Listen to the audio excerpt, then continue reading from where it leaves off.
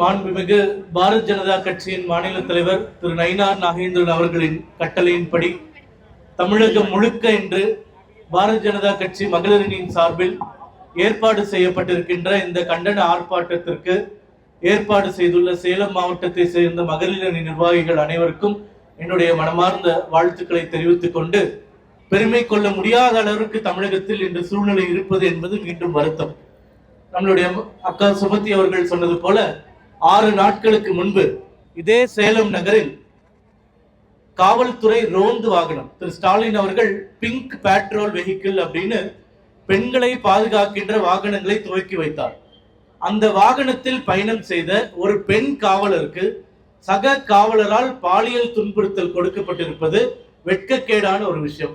தமிழகம் மட்டுமல்ல, இந்தியாவிலேயே கண்டிராத ஒரு அட்டூழியம் இது. ஏனென்றால் மக்களுக்கு பாதுகாப்புனா காவல்துறையை நோக்கி போவோம், ஆனா காவல்துறை வாகனத்துல காவலருக்கே பாதுகாப்பு இல்லைன்றப்போ இந்த ஆட்சி மிக மிக மோசமான நிலையை எட்டி இருக்கின்றது என்பதை புரிந்து கொள்ளலாம். ஆனா இது முதல் சம்பவமா கிடையாது. இங்கே பேசியவர்கள் போல திமுக எம்பி கனிமொழி அவர்கள் திரு ஸ்டாலின் அவர்களுடைய சகோதரி பெண்கள் பாதுகாப்பு மேடை முழுக்க பேசுறாங்க. ஆனா சென்னை விருகம்பாக்கத்துல திமுக மகளிரின் சார்பில் ஒரு கூட்டம் ஏற்பாடு செய்யப்பட்டது.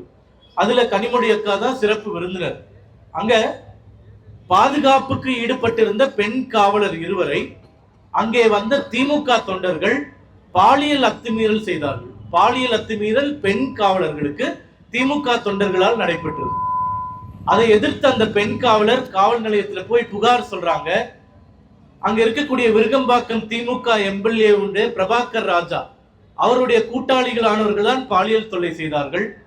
அந்த பெண் காவலரை திமுக எம்எல்ஏ காவல் நிலையம் புகுந்து மிரட்டி அந்த புகாரை வாபஸ் பெற வைத்தார். இந்த கொடுமை எங்கேயாச்சும் கேள்விப்பட்டிருக்கீங்களா? 4.5 ஆண்டு காலம் எடப்பாடியார் ஆட்சி தமிழகத்தில் இருந்தது. ஏதாச்சும் ஒரு சம்பவம் முதல்வர் தலையிட்டோ இல்ல அதிமுகவினர் தலையிட்டோ இது போன்ற பாலியல் சீண்டல் செய்தவர்களை காவல் நிலையத்திலேயே போய் மிரட்டின சம்பவம் ஒன்னாச்சு ஏதாச்சும் ஒரு காலகட்டத்தில் நீங்க கேள்விப்பட்டிருக்கீங்களா? கிடையாது. அப்போ பெண் காவலருக்கு பாதுகாப்பு கொடுக்க வேண்டிய ஆண் காவலர்களாலையும் பாதுகாப்பு இல்ல, பெண் காவலர்களுக்கு திமுக தொண்டர்கள் கிட்டையும் பாதுகாப்பு இல்ல. சரி, பாதுகாப்பு இல்லைன்னு காவலரே காவல் நிலையத்தில் புகார் கொடுத்தா அந்த புகாரை வாபஸ் வாங்கக்கூடிய அளவுக்கு திமுக எம்எல்ஏ காவல் நிலையத்திற்கே புகுந்து அட்டூழியம் செய்கின்றார் என்றால் இது ஜனநாயகத்தின் ஆட்சியா இல்லை காட்டாட்சியா என்ற கேள்வி நமக்கு வருகின்றது.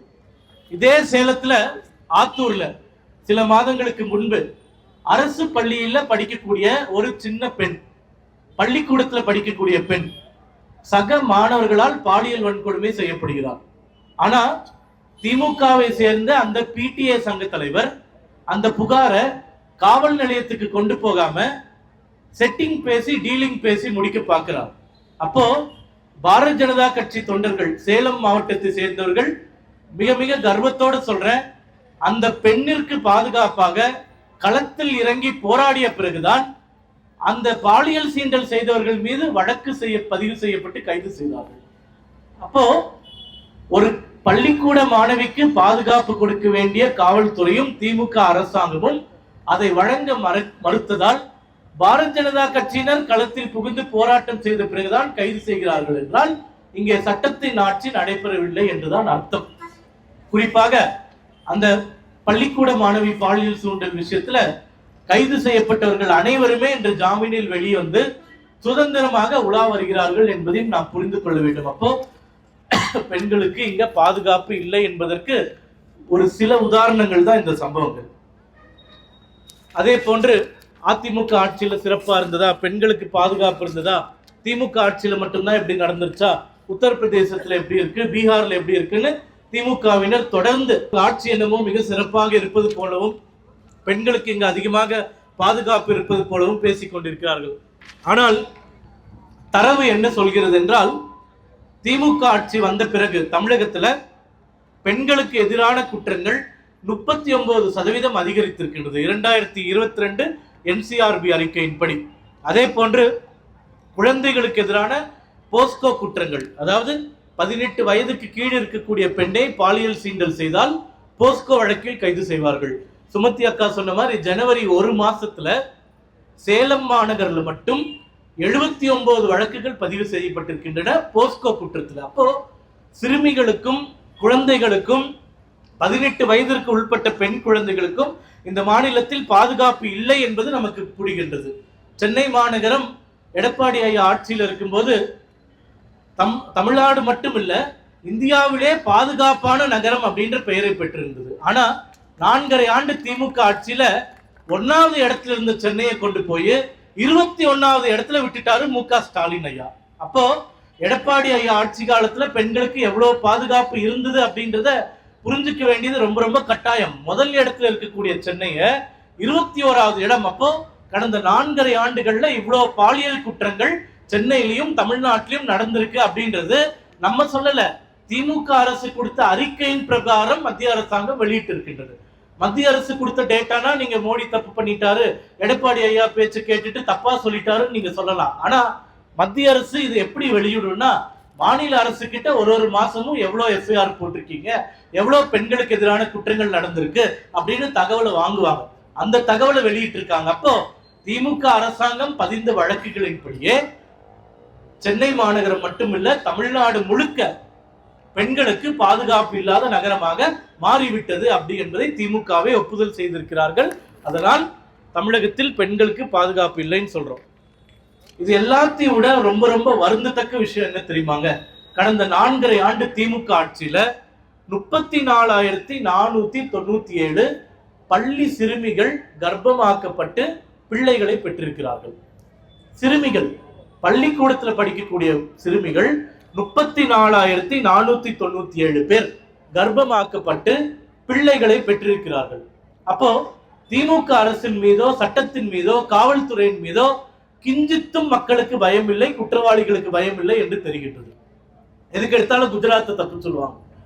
2 மாசத்துக்கு முன்னாடி நடந்த சம்பவத்தை நான் சொல்றேன். குஜராத்ல ராஜ்கோட் என்கின்ற மாவட்டத்தில் இதே போன்று ஒரு பெண் பிள்ளைக்கு எதிரான ஒரு பாலியல் சீண்டல் நடைபெறுகின்றது. ஒரு 13 வயசு பெண்ணை ஒரு குடிகாரன் கற்பழித்து விடுகிறான். உடனடியாக வழக்கு பதிவு செய்து போஸ்கோல கைது செய்யறாங்க.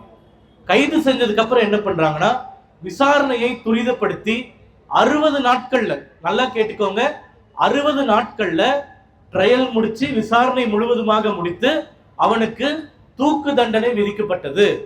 தூக்கு தண்டனை விதிக்கப்பட்டதும் இல்லாம அந்த தூக்கு தண்டனை நிறைவேற்றப்பட்டு அந்த குற்றவாளி கொல்லப்பட்டான். இப்போ ஒரு பெண் மீது கை வச்சா 60 நாள்ல இந்த நாட்டுல தூக்குல போட்டுருவாங்க அப்படின்னு பயம் இருந்ததுன்னா எவனுக்காச்சும் எந்த பொண்ணு மேலையும் கை வைக்கிறதுக்கு தைரியம் வருமா? வராது இல்லையா? அப்ப குஜராத்ல செய்திருக்கிறார்கள் என்றால் தமிழ்நாட்டில் அதை செய்ய முடியுமா? முடியாதா? ஆனா செய்ய மாட்டாங்க. ஏனென்றால் இது போன்ற குற்றங்கள்ல ஈடுபடுவர்கள்ல பாதி பேரு திமுகவை சேர்ந்தவங்களா இருக்காங்க. அப்போ அவங்க ஆளுங்களே அவங்க எப்படி காட்டி கொடுப்பாங்க, எப்படி தூக்குல போடுவாங்க, எப்படி தண்டனை வாங்கி கொடுப்பாங்க? சும்மா சொல்றோமா? விருகம்பாக்கத்துல நான் சொன்னது போல திமுக இளைஞரணியில் இருக்கக்கூடியவர்கள் தான் பெண் காவல்துறையினருக்கு பாலியல் சீண்டல் செய்தார்கள். அதை விட்டுலாம்.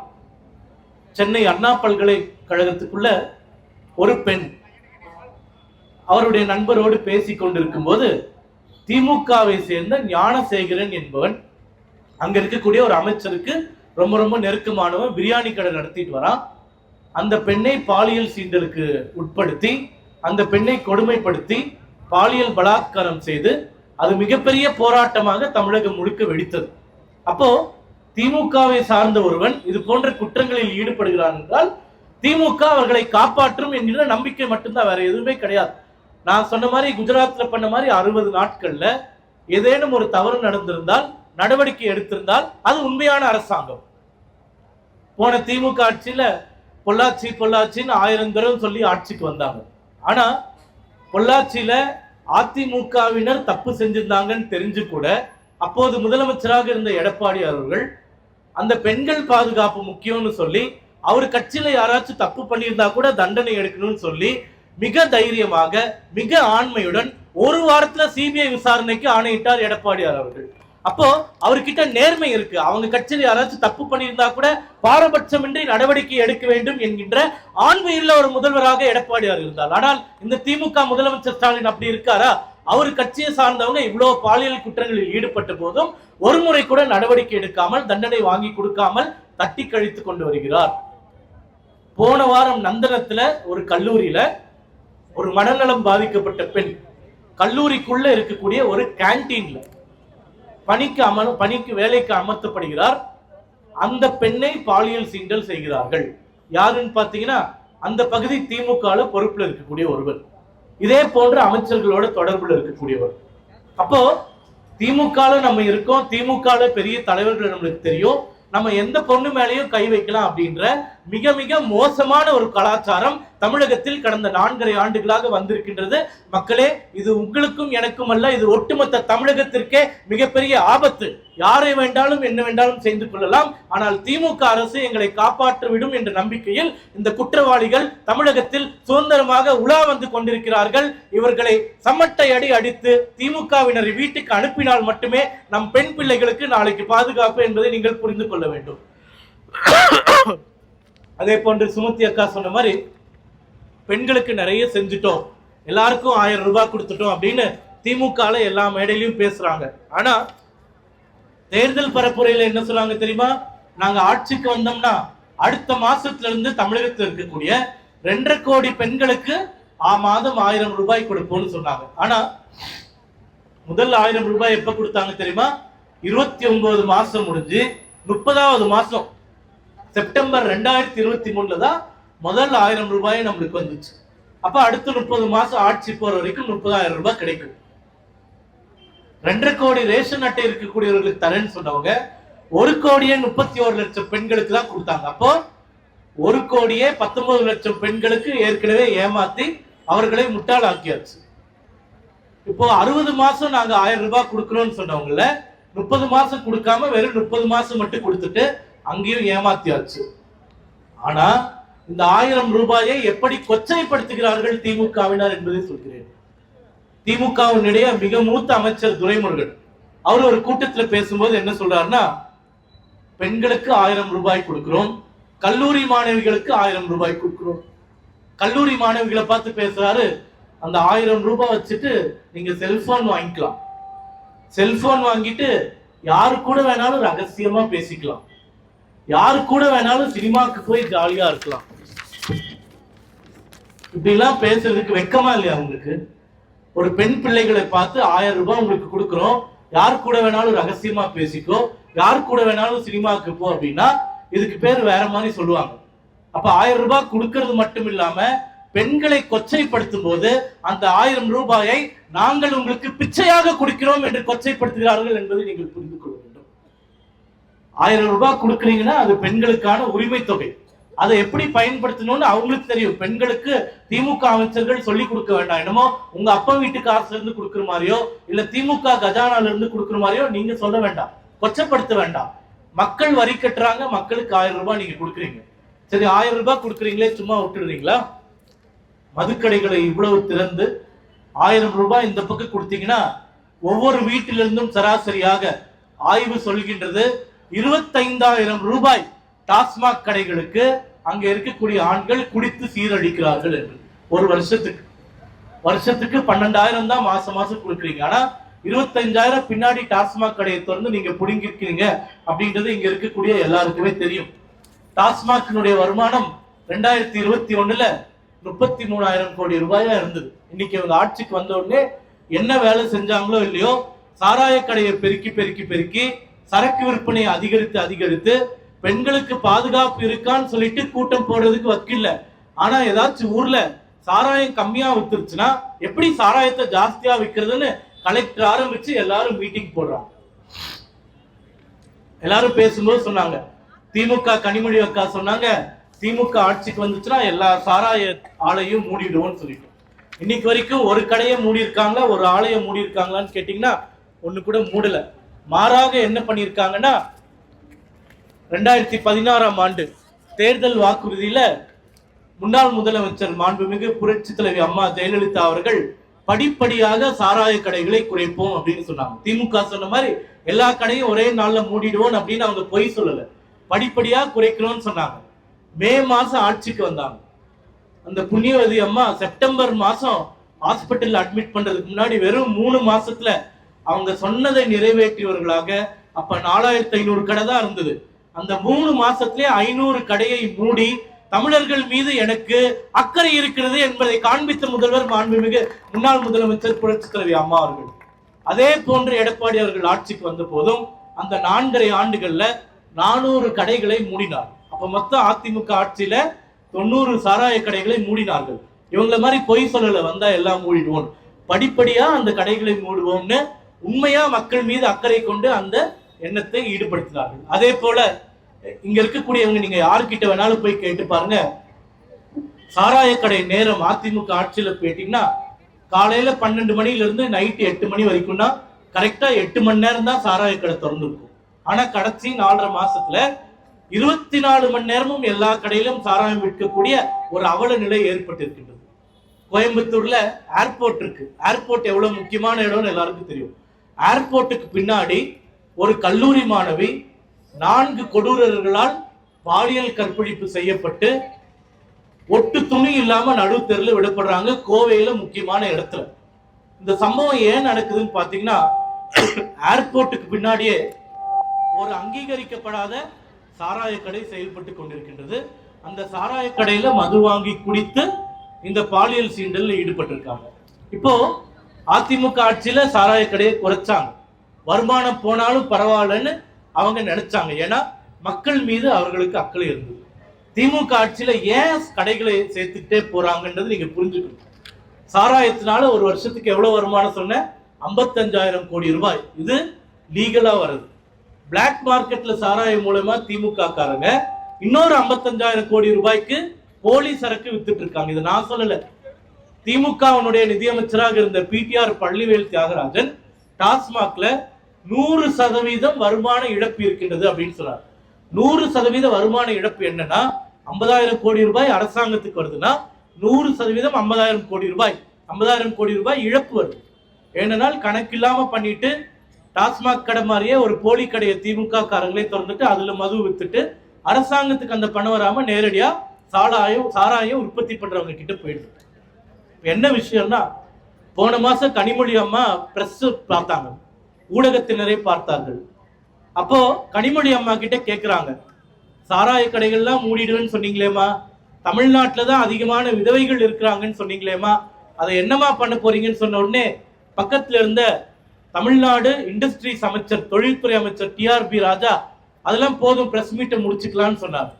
ஏன் சொன்னார்னா, டிஆர்பி ராஜா அவருடைய தந்தை டிஆர்பி பாலு அவர்கள் குடும்பம் நடத்தக்கூடிய கோல்டன் வார்ட்ஸ் அப்படின்ற மதுபான ஆலையின் மூலமாக தான் டாஸ்மாக் கடைகளுக்கு பாதி சப்ளை நடைபெறுகின்றது. அதே போன்று திமுக எம்பி ஜெகத் ரட்சகன் என்று சொல்லக்கூடியவர் எலைட் டிஸ்டிலரிஸ் அப்படின்னு மதுபான உற்பத்தி ஆலையை நடத்தி கொண்டிருக்கின்றார். இந்த 2 திமுக காரங்க நடத்துற சாராய ஆலையிலிருந்து தான் டாஸ்மாக்ல இருக்கக்கூடிய அனைத்து சரக்கும் சப்ளை செய்யப்படுகின்றது. இப்ப என்ன நடக்குதுன்னு உங்களுக்கு புரியுதா? 55,000 கோடி ரூபாய் வருமானம் வருது, அது டாஸ்மாக்கு போகுது. ஆனா டாஸ்மாக்கு சரக்கு சப்ளை பண்றவங்களா யாரு? திமுகவை சேர்ந்தவங்க. அப்போ தமிழர்கள் குடித்து குடித்து கொத்து கொத்தாக மடிந்தாலும் பரவாயில்லை, அதன் மூலம் திமுகவினர் நடத்தக்கூடிய மதுபான ஆலைகளுக்கு வருமானம் வருகிறது என்றால் தமிழர்கள் கொத்து கொத்தாக செத்து மடிந்தாலும் பரவாயில்லை, எனக்கு பணம் வருகின்றது, அது போதும் என்று திமுகவினர் இங்கே ஆட்சி நடத்தி கொண்டிருக்கிறார்கள். தயவு செய்து இங்க இருக்கக்கூடிய பெண்கள் இதை புரிந்து கொள்ள வேண்டும். இந்த மதுபானத்துல 1,00,000 கோடி ரூபாயில 50,000 கோடி ரூபாய் மட்டும்தான் அரசாங்கத்துக்கு போகுது, மீதி 50,000 கோடி ரூபாய் திமுகவினருக்கு போகின்றது. இந்த 50,000 கோடி ரூபாய் வச்சுட்டு என்ன பண்றாங்க? பொங்கல் வந்தா ஒரு அண்டா கொடுக்குறாங்க, ஒரு குண்டா கொடுக்குறாங்க. தேர்தல் வந்தா ஒரு வீட்டுக்கும் 2,000 ரூபாய் 3,000 ரூபான்னு கொடுக்குறாங்க. அதை நம்பி ஏமாந்து நம்ம ஓட்டு போட்டு திமுகவை மீண்டும் ஆட்சிக்கு கொண்டு வந்தோம் என்றால், சூப்பர் ஸ்டார் ரஜினிகாந்த் ஒரு காலத்துல சொன்னார், அந்த ஆண்டவனே வந்தாலும் தமிழ்நாட்டை காப்பாற்ற முடியாது. அதே போன்று மீண்டும் ஒரு முறை திமுக தமிழகத்திற்கு ஆட்சிக்கு வந்தால் அந்த ஆண்டவனே வந்தால் கூட தமிழகத்தை காப்பாற்ற முடியாது என்பதுதான் நிதர்சனமான உண்மை என்பதை நீங்கள் புரிந்து கொள்ள வேண்டும். திமுகவினர் பாலியல் சீண்டல்ல ஈடுபடுறாங்க அப்படின்னு நம்ம சொல்றோம் இல்லையா, சும்மா சொல்லல. கடந்த ஒரு வருஷத்துல மட்டும் திமுக பொறுப்புல இருக்கக்கூடியவர் எவ்வளவு பேரு பாலியல் வழக்குகளை கைது செய்யப்பட்டிருக்காங்க நான் லிஸ்ட் படிக்கிறேன். 2025 ஆண்டு செப்டம்பர் மாதம் கிருஷ்ணகிரி மாவட்டத்துல திமுக அங்கே எம்எல்ஏவாக இருக்கக்கூடிய மதியழகன், அந்த மதியழகன் தான் அந்த கிருஷ்ணகிரி மாவட்டத்தினுடைய திமுக மாவட்ட செயலாளர்.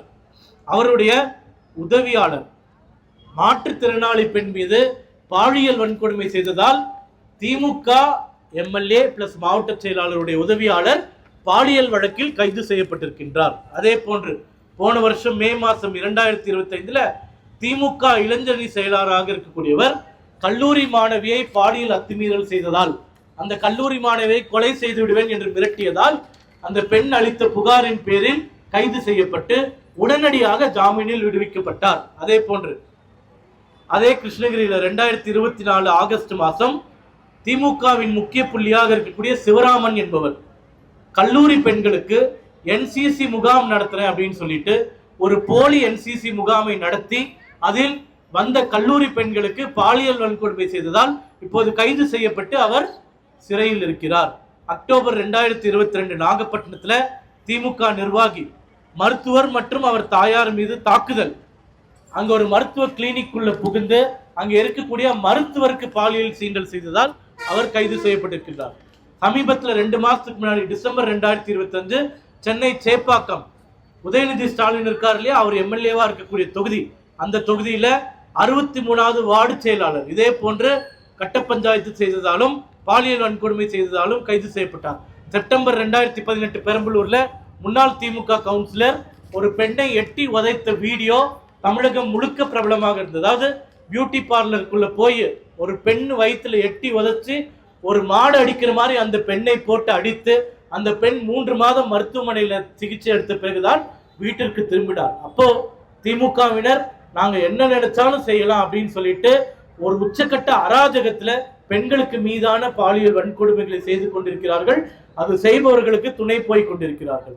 இந்த பாலியல் வன்கொடுமை நடக்கிறது என்றால் அதற்கு முக்கியமான காரணம் மது போதையும் கஞ்சா போதையும் தான். இந்த மதுவும் கஞ்சாவும் திமுக ஆட்சியில காட்டாற்று வெள்ளம் போல் பரவி கிடக்கின்றது. இங்க இருக்கக்கூடிய இளைஞர் சமுதாயத்தை சீரழித்துக் கொண்டிருக்கிறது என்பதில் எந்த மாற்று கருத்தும் இல்லை. தமிழகம் முழுக்க ஒவ்வொரு தெருவிலுமே இன்னைக்கு போதை சப்ளை ஆனது மிக சுலபமாக கிடைத்துக் கொண்டிருக்கின்றது. சரி, திமுக தான் இப்படி பண்றாங்கன்னு பாத்தீங்கன்னா புதுசா ஒரு நடிகர் கட்சி ஆரம்பிச்சிருக்காரு. அந்த நடிகர் சேலத்துக்கு கூட இன்னும் 2-3 நாள்ல வந்து பரப்புரை செய்ய போறாராம். இதுவரைக்கும் இந்த பெண்கள் பாதுகாப்பு குறித்தோ அவருக்கு தான் இளைஞர் ஓட்டெல்லாம் கிடைக்க போகுது, இளம் பெண்கள் ஓட்டெல்லாம் கிடைக்க போகுது அப்படின்னு சொல்லிட்டு இருக்காரு. ஆனா இங்க இருக்கக்கூடிய பெண்களுக்கு இருக்கக்கூடிய பாதுகாப்பின்மை, 34,000 சிறுமிகள் கர்ப்பமாகி இருக்கின்றது, கட்டுக்கடங்காத போஸ்கோ வழக்குகள் பதியப்பட்டு இருக்கின்றது, போதைக்கு இளைஞர்கள் அடிமையாக இருக்கின்றார்கள். இதை பத்திலாம் ஒரு வார்த்தை கூட பேசாம சினிமால வர மாதிரி 2 ஸ்டண்ட் அடிச்சுட்டு மக்கள் அவருக்கு ஓட்டு போடுவாங்கன்னு நினைக்கிறாங்க. அதனால மக்கள் புரிந்து கொள்ள வேண்டியது என்னவென்றால் 4.5 ஆண்டு காலம் அதிமுக ஆட்சி எடப்பாடி அவர்கள் தலைமையில் இருந்தது. இன்னைக்கு எந்த மூளைக்கு போனாலும் மக்கள் என்ன சொல்றாங்கன்னா, தெரியாம எடப்பாடி ஐயா ஆட்சி வராம போயிடுச்சு, 4.5 வருஷமா நம்ம கஷ்டப்படுறோமே அப்படின்னு ஒரு சாமானிய மக்கள் சொல்றதை நம்ம காதுல கேட்க முடியுது. CNN நியூஸ் 18 அப்படின்னு ஒரு ஆங்கில தொலைக்காட்சி இருக்கு, நியூஸ் 18 தமிழ்நாடு அப்படின்னு தமிழ்நாட்டில் கூட அந்த தொலைக்காட்சி இருக்கு. கடந்த வாரம் தமிழகத்தில் இன்னைக்கு தேர்தல் நடந்தால் யார் முதல்வராக வருவார்கள், யார் ஆட்சிக்கு வருவார்கள் அப்படின்னு ஒரு கருத்து கணிப்பு நடத்துறாங்க.